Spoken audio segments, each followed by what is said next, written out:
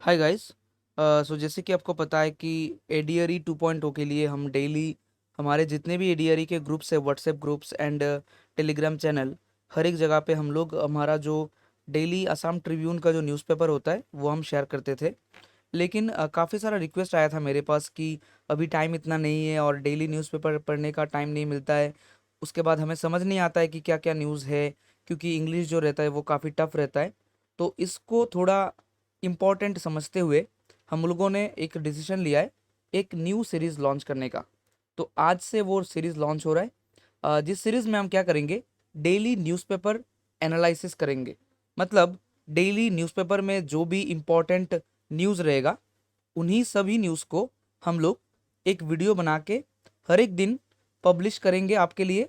और आपको बस क्या करना है, उसी वीडियो को एक बार अच्छे से देखना है। ठीक है। तो आज का ये पहला जो पार्ट है, इस पार्ट में हम लोग 13 जुलाई 2024 यानी आज का जो भी असम ट्रिब्यून का न्यूज़पेपर है उसी को लेके थोड़ा डील करेंगे, उसको थोड़ा समझेंगे अच्छे से। और उसके बाद जो भी हमें लास्ट में जाके कंक्लूजन मिलता है उससे, वो हम आप सभी के साथ शेयर करेंगे। ठीक है। तो आप पूरा का पूरा वीडियो में बने रहना, ताकि आपको आज यानी 13 जुलाई का जो न्यूज़पेपर है असम ट्रिब्यून का, वो आपको पूरा का पूरा समझ आ जाए। ठीक है। तो before starting the video I want to mention that हमारा जो ग्रेड 3-4 का ऑनलाइन लास्ट जो बैच है वो ऑलरेडी लॉन्च हो चुका है। कल से उसका क्लास जो है स्टार्ट हो चुका है। आपको अगर अभी भी ज्वाइन होना है उस बैच में तो आप ज्वाइन हो सकते हो।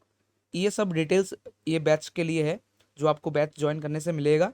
बाकी अगर आप बैच ज्वाइन करना चाहते हो तो आप इस नंबर पे मैसेज कर सकते हो। ठीक है। तो आज का जो पहला जो न्यूज़ है वो है कि दिल्ली से न्यूज़ आ रहा है कि सुप्रीम कोर्ट ने जो हमारा केजरीवाल सर है उन्हीं को, मतलब जो भी सर क्या बोलूँ मैं, जो घटनाएं घटाई है, मतलब इसके चलते सर नहीं बोला जा सकता है, लेकिन फिर भी दिल्ली के चीफ मिनिस्टर जो है अरविंद केजरीवाल, उनको जो मनी लॉन्ड्रिंग केस में जो फंसाया गया था, जो भी मतलब उनको जो स्कैम की वजह से जो उनको मतलब लिया गया था कस्टडी में, तो उनको कुछ दिन के लिए अभी क्या किया है, बेल दिया गया है। ठीक है। तो चीफ मिनिस्टर को बेल दिया गया है, लेकिन साथ ही साथ उनको और एक करप्शन केस में फिर से सीबीआई ने उसको अरेस्ट कर लिया है। ठीक है। तो मतलब डबल केसेस एक साथ जुड़े हुए हैं। और केस कुछ ऐसा है कि उसको अगर रिलीज भी कर दिया जा रहा है तो फिर से कुछ और एक केस में वो फंस रहे। ठीक है। मतलब सीबीआई ने बोला था कि हम लोग उनको रिलीज कर देंगे मनी लॉन्ड्रिंग केस में, अगर मतलब वो मतलब ग्रांट अगर चाहते हैं कि बेल चाहते हैं तो बेल दे देंगे। लेकिन बेल देने के बाद तुरंत उसके बाद क्या हुआ कि और एक केस में उनको अरेस्ट कर लिया गया है, जो कि कुछ और है अभी, मतलब एक्साइज पॉलिसी स्कैम कुछ एक है, उसको लेके उनको फिर से स्कैम की वजह से उनको अरेस्ट कर लिया गया है। ठीक है। नेक्स्ट, संविधान हत्या दिवस। तो अभी से 25 जून, हर 25 जून हर साल हम लोग क्या मनाएंगे, संविधान हत्या दिवस। मतलब जो एक जो हमारा जो मतलब पिछला जो हमारे जो प्राइम मिनिस्टर थे, उनका जो इमरजेंसी जो उन्होंने डिक्लेयर किया था ऑन 1975, जून 25 1975 को इंदिरा गांधी ने जो एक वो इमरजेंसी डिक्लेयर किया था, उसके कारण से इसको थोड़ा कोमेमोरेट करने के लिए, जो डिस्ट्रक्शन जो कंट्रीब्यूशन जो हुआ था उसको थोड़ा कोमेमोरेट करने के लिए ये डिसीजन लिया गया है कि हर साल हम लोग 25 जून को संविधान हत्या दिवस मनाएंगे। ठीक है। नेक्स्ट, नेक्स्ट न्यूज़ क्या है, हमारा जो सेंट्रल मिनिस्ट्री है उसने एक नोट दे दिया, यस नोट दे दिया है, to construct 78 roads and 14 bridges in Assam state. ठीक है। और ये जो पूरा का पूरा इनिशिएटिव है वो चलेगा अंडर प्रधानमंत्री ग्राम सड़क योजना। ठीक है। जो एम करता है कि health care, education, market and जो भी चीज़ें हैं जो रिमोट विलेजेस में पॉसिबल नहीं होता है पहुंचना, तो उन सभी चीज़ों को पहुंचाने के लिए ये जो न्यू एक स्कीम उसको लॉन्च किया गया है, जिसके जिसके अंदर टोटल 78 रोड्स मेजरिंग 563.67 किलोमीटर बनाया जाएगा। साथ ही साथ 14 ब्रिजेस भी बनाया जाएगा at an investment of rupees 378.68 crore. ठीक है। नेक्स्ट जो आपका न्यूज़ है वो है एनएफआर मजदूर union stages sit in demo. जो एनएफआर यानी नॉर्थ ईस्टर्न फ्रंटियर रेलवे जो है हमारा, उन्होंने एक उनका जो मजदूर यूनियन जो भी है, उन्होंने एक प्रोटेस्ट के लिए उन्होंने मतलब प्रोटेस्ट के लिए बैठे वो लोग, क्योंकि वो चाहते हैं कि जो पुराना जो पेंशन स्कीम है उसको फिर से रिस्टोर करने के लिए वो लोग डिमांड रख रहे हैं। ठीक है। तो अभी हम थोड़ा देख लेंगे कि जो पुराना जो हमारा पेंशन स्कीम है, मतलब ओल्ड पेंशन स्कीम या फिर ओपीएस, उसके साथ हमारा जो एनपीएस है अभी जो फिलहाल न्यू पेंशन स्कीम है, उसका क्या डिफरेंस है। क्योंकि आपको अगर वो दोनों का डिफरेंस अगर नहीं पता तो आप ये समझ नहीं पाओगे कि लोग इतना डिमांड क्यों कर रहे हैं, पिछले वाला जो हमारा जो ओल्ड पेंशन स्कीम है उसका डिमांड इतना क्यों चल रहा है। तो इसके लिए थोड़ा देख लेते हैं क्या क्या उनका डिफरेंस है। तो देखिए, जो ओल्ड पेंशन स्कीम था उसको हर एक मतलब गवर्नमेंट एम्प्लॉय उसको मतलब उसका जो जो भी लाभ था वो उठा सकता था। लेकिन अभी न्यू पेंशन स्कीम क्या कर रहा है कि इधर पे जितने भी इंडिविजुअल सिटीजन्स है 18 to 60 ईयर्स तक, और जो एनआरआई है यानी नॉन रेसिडेंशियल इंडियन जो भी है, उसके बाद गवर्नमेंट एम्प्लॉय, तीनों के तीनों इस न्यू पेंशन स्कीम से लाभ उठा सकते हैं। लेकिन जो प्रॉब्लम है, प्रॉब्लम का बात यह है कि जो कंट्रीब्यूशन अमाउंट मतलब ओपीएस जो था उसमें गवर्नमेंट एम्प्लॉयज को कोई भी कुछ भी कंट्रीब्यूशन करने का जरूरत नहीं था। लेकिन अगर हम एनपीएस को देखेंगे तो एनपीएस में क्या लिखा हुआ है कि इधर पे जो देखना आप, गवर्नमेंट एम्प्लॉयज जो है वो अपने जितनी भी सैलरी मिलेगा उनको, सैलरी में से वो क्या करेंगे, गवर्नमेंट को 10% देंगे, एंड गवर्नमेंट क्या करेगा उसमें 14% कंट्रीब्यूट करेगा।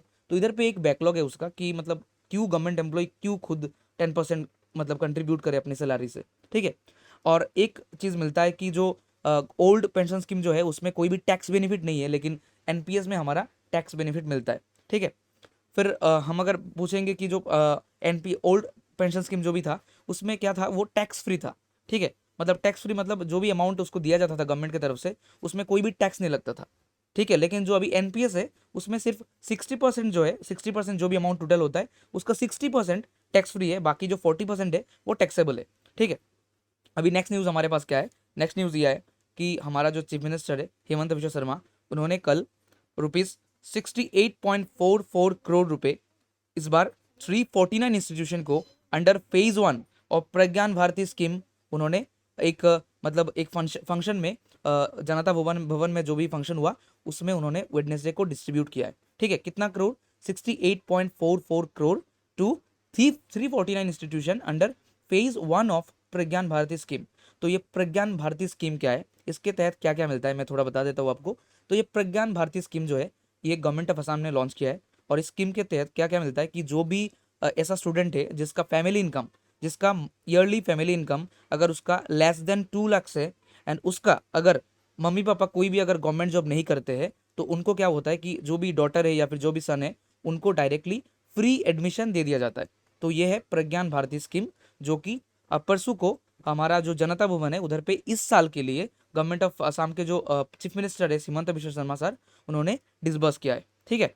तो ये 2016-17 में लॉन्च हुआ था ये स्कीम, इसको भी आपको ध्यान में रखना होगा थोड़ा। नेक्स्ट, नेपाल के जो पीएम है प्रचांद, उन्होंने जो मेजोरिटी जो वोट होता है, जो मतलब जिसको कहते हैं कि वोट ऑफ कॉन्फिडेंस, उन्होंने वो खो दिया है। मतलब ये क्या होता है कि अगर कोई भी गवर्नमेंट अगर वो मतलब ऐसा कुछ सिचुएशन में है जहाँ पे लग रहा है कि गवर्नमेंट के ऊपर इतना कॉन्फिडेंस नहीं है, गवर्नमेंट के ऊपर जो अपने लोगों का, या फिर कह सकते हो कि जो एमपी जो भी होते हैं उनका अगर लगता है कि उनका कॉन्फिडेंस नहीं है, तो तभी एक वोट किया जाता है जिसमें ये देखा जाता है कि सच में जो भी पार्लियामेंट में जो भी मौजूद अभी जो पीएम के साथ जो एमपी जो भी है उन लोगों का कितना परसेंटेज ऐसा है जो सपोर्ट करते हैं गवर्नमेंट को। तो ये नेपाल में ये किया गया, नेपाल के पार्लियामेंट में। और जो हमारा जो अभी जो नेपाल के जो प्राइम मिनिस्टर है जिनका नाम है पुष्पा कमल दाहाल, जिसको मतलब पूरा का पूरा नाम अगर उनको बोलूँ मैं तो पुष्पा कमल दाहाल प्रचंड। तो उन्होंने क्या किया है, उन्होंने जो वोट हुआ था वो वोट उन्होंने खो दिया है, मतलब हार गए वो, ठीक है। तो टोटल कुल मिला के उधर पे 275 मेंबर का हुआ था, जिसमें 194 उनके अगेंस्ट गया वोट, ठीक है।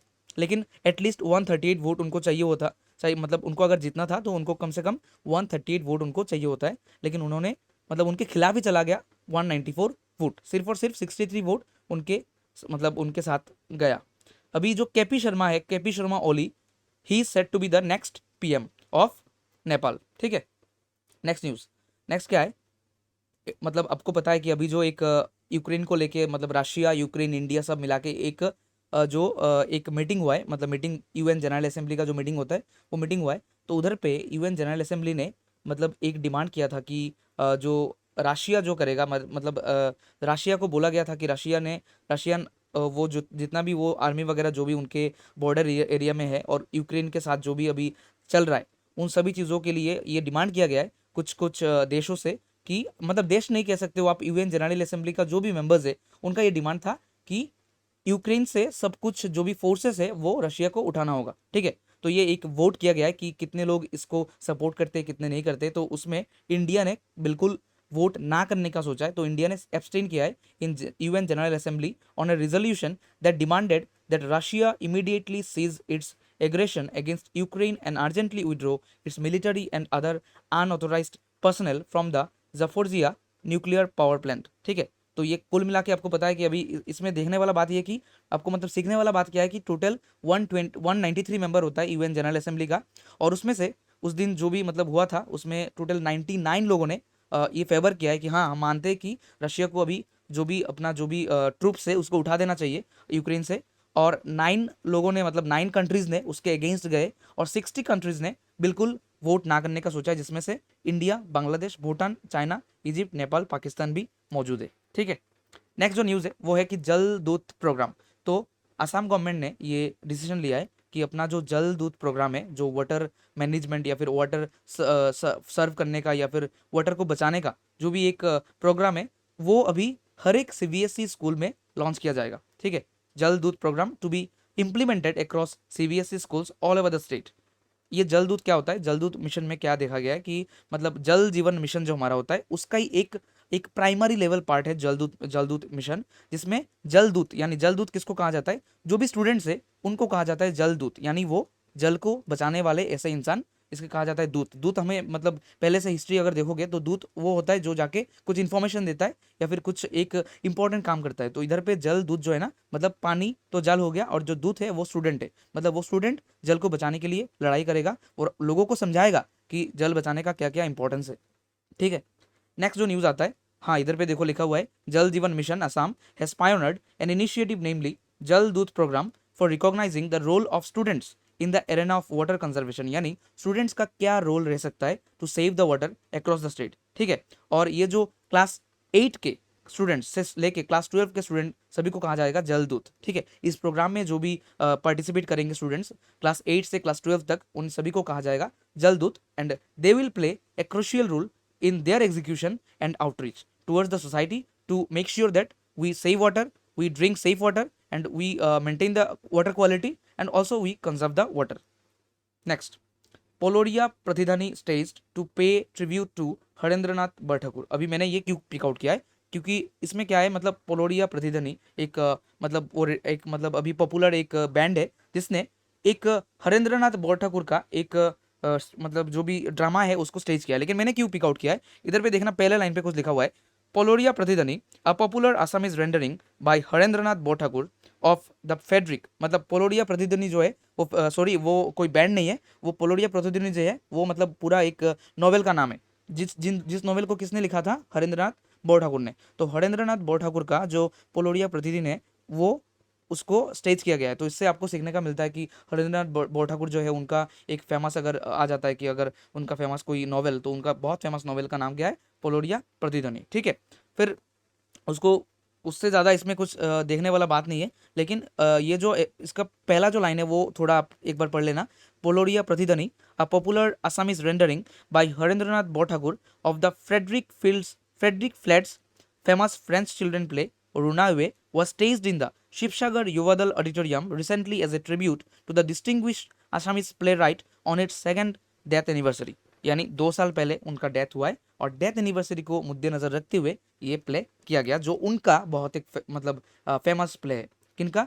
हरेंद्रनाथ बरठाकुर का। कौन सा? पोलोरिया प्रतिध्वनि। ठीक है, नेक्स्ट, अभी नगेन शइकिया एक इंपॉर्टेंट न्यूज़ है कि हमारा जो असम के बहुत एक उच्च स्तर के जो इंडियन राइटर है असम से, नगेन शइकिया, ठीक है, जो कि पहले एक प्रोफेसर रह चुके हैं डिब्रूगढ़ यूनिवर्सिटी का। ठीक है, और पहले राज्यसभा में 1986 से 1992 तक एमपी भी रह चुके हैं राज्यसभा में, सॉरी एमएलए, और साथ ही साथ हमारा जो अपर हाउस है, अपर हाउस का वाइस चेयरमैन भी रह चुके हैं वो 1990 से लेकर 1992 तक। ठीक है, अभी उन्होंने क्या किया है, noted book publisher Banalata today officially handed over 3 autobiographical books of renewed writer, author and साहित्य academy fellow doctor again Saikia. तो नगेन शइकिया का अभी 3 ऑटोबायोग्राफी बुक निकला है, जिसका नाम है पहला वाला Dhemali, next is Purbantar Olakhya, and third one is Ebar Ubhoti Sao.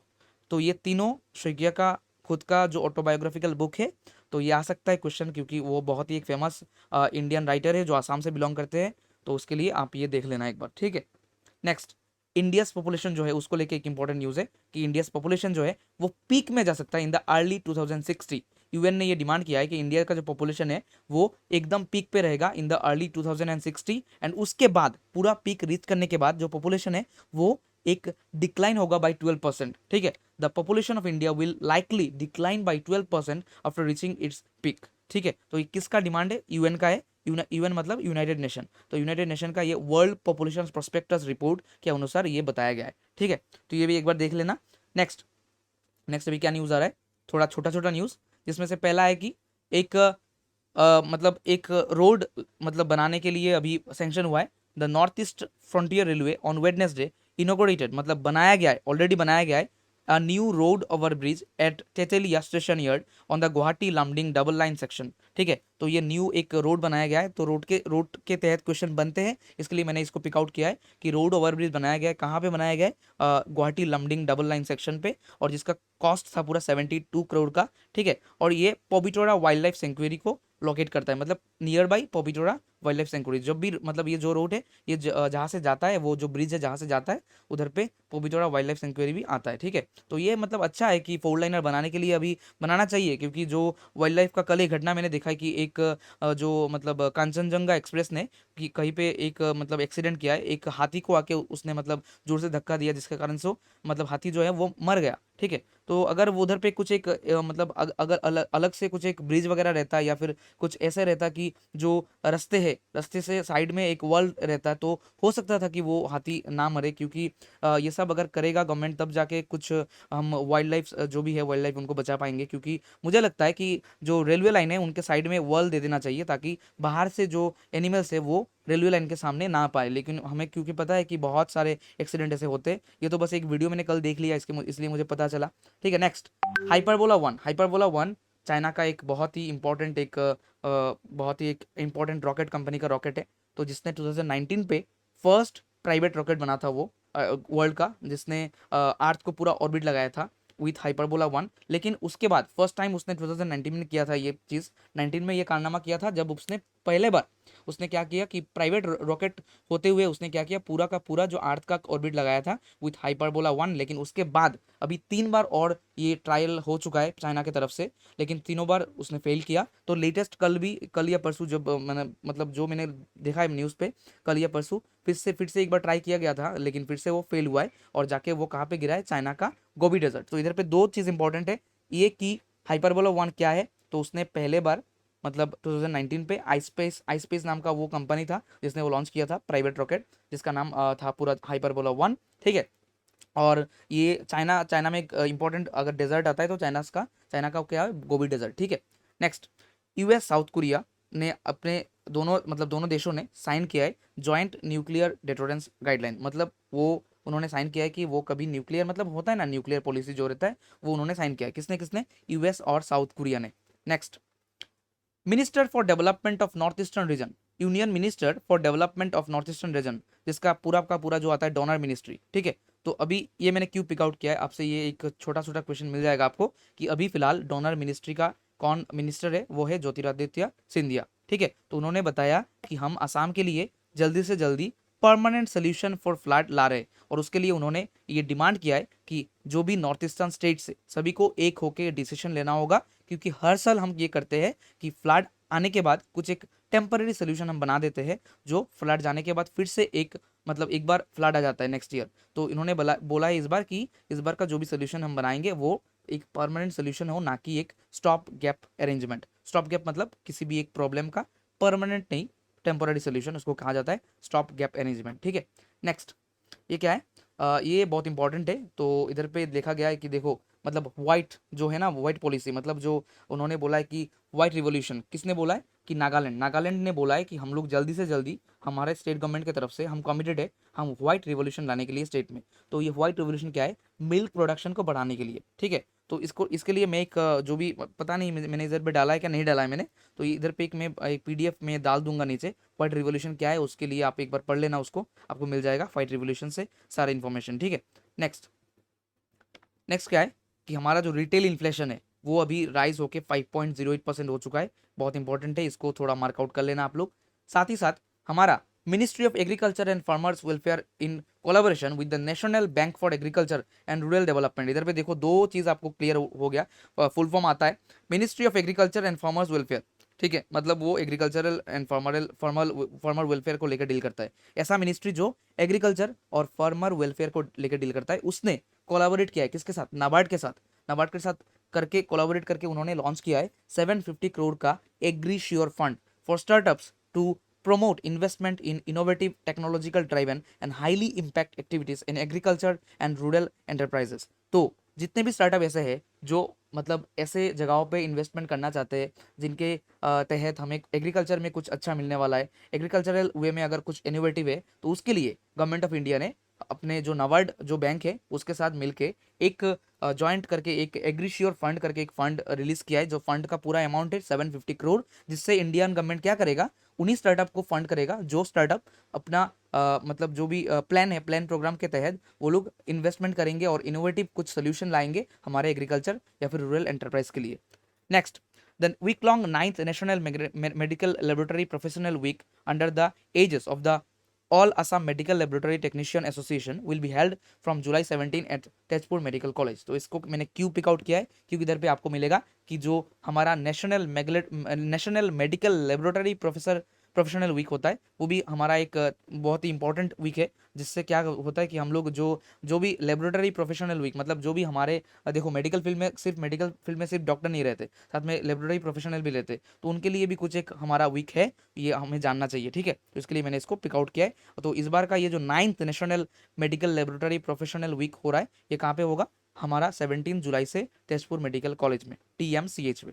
Next, Olympic इस बार का बहुत ही इंपॉर्टेंट टॉपिक है, तो इसके लिए मैंने कुछ इंपॉर्टेंट उससे जो भी मिलता जुलता है न्यूज़ इसको कलेक्ट किया है। तो पहला है कि हमारा जो हेमंत बिश्व शर्मा जी है, चीफ मिनिस्टर असम के, उन्होंने साइन किया है गुड लक गमोसा। किसके लिए? हमारे जो एकलौता, पूरा देश का एकलौता जो एथलीट इस बार रिप्रेजेंट करने वाली है, वो है हमारा लोवेलिना बोरगोहिन। तो लोवेलिना के लिए असम के बॉक्सर है, वो असम के बॉक्सर मतलब वो है, तो उनके लिए असम के चीफ मिनिस्टर ने एक गुड लक गमोसा उनको साइन करके भेजा है, जो लेके वो जाएंगे पेरिस ओलंपिक में। तो इस बार का जो पेरिस ओलंपिक है 2024 का, वो होने वाला है हमारा 26 जुलाई यानी फ्राइडे से लेके, जो अब से मतलब आज से लेके 14 दिन बाद होने वाला है। तो ये 26 जुलाई से चलेगा 11 अगस्त तक। ठीक है, कहाँ पे? पेरिस के स्टेड दी फ्रांस। ठीक है, टोटल नंबर ऑफ एथलीट कितना पार्टिसिपेट कर रहे हैं? 10,672। टोटल 329 इवेंट होने वाला है, 32 स्पोर्ट्स है, उसमें से टोटल 329 इवेंट होने वाला है। और इस बार का जो मोटो है वो है गेम्स वाइड ओपन। ठीक है, तो इस बार का जो हर एक साल का रहता है, हर एक बार का जो ओलंपिक का मोटो रहता है, तो इस बार का मोटो क्या है? Games wide open. ठीक है, उसके बाद total 196 nations are participating this year. ठीक है, एंड जो ओपनिंग होने वाला है, ओपनिंग प्रोग्राम होने वाला है आपका 26 जुलाई, जो कि आज से लेके 14 डेज बाद। इस बार का जो थीम है ओलंपिक डे के लिए, सॉरी इस बार के लिए नहीं है, हमारा जो ओलंपिक डे है 2024 का जो ओलंपिक डे था, उसका थीम था लेट्स मूव एंड सेलिब्रेट। ये भी आ सकता है क्वेश्चन। नेक्स्ट, हमारा इस बार बहुत ही एक मतलब गर्व का बात है कि हमारा आसाम की एक फोटो जर्नलिस्ट है Rituraj Konwar. So he is set to cover the Paris Olympics which will be starting from July 26। So आपको शायद आपने देखा है कि जब भी ओलंपिक चल रहा होता है तो आप बड़ा बड़ा कैमरा देखते हो, जो कि पूरा का पूरा मतलब कवर करता है, जो हम टीवी में देखते हैं ओलंपिक। तो आसाम से एक फोटो जर्नलिस्ट है जिनका नाम है Rituraj Kanwar. He is set to cover the Paris Olympic this time which will be starting from July 26। तो बहुत ही एक बड़ा बात है कि आसाम से इंडियन लेवल नहीं, नेशनल लेवल नहीं, वर्ल्ड लेवल में कोई एक जा रहा है, एक फोटो जर्नलिस्ट जाके वो कवर करने वाला है। द ओलंपिक डे किस दिन ऑब्जर्व किया जाता है? ओलंपिक डे 23 जून को ऑब्जर्व किया जाता है, और ये कब से ऑब्जर्वेशन चल रहा है? सिंस 1948 से। ठीक है, तो अभी आज और कुछ न्यूज़ नहीं है इसमें। तो अगर कोई भी अगर कुछ भी डाउट पूछना चाहते हो, तो हमारा जो इंस्टाग्राम आईडी है मेरा नाम का केसी भैया का, उसको उस पर आप मैसेज कर सकते हो, कोई भी अगर डाउट है पूछ सकते हो। और अगर अच्छा लगा तो वीडियो को एक बार शेयर करना और बताना कि इस सीरीज़ को हम कंटिन्यू करें क्या। ठीक है, तो ये मेरा रिक्वेस्ट रहेगा कि वीडियो को लाइक करके एक बार आप लोग शेयर कर देना। Thank you.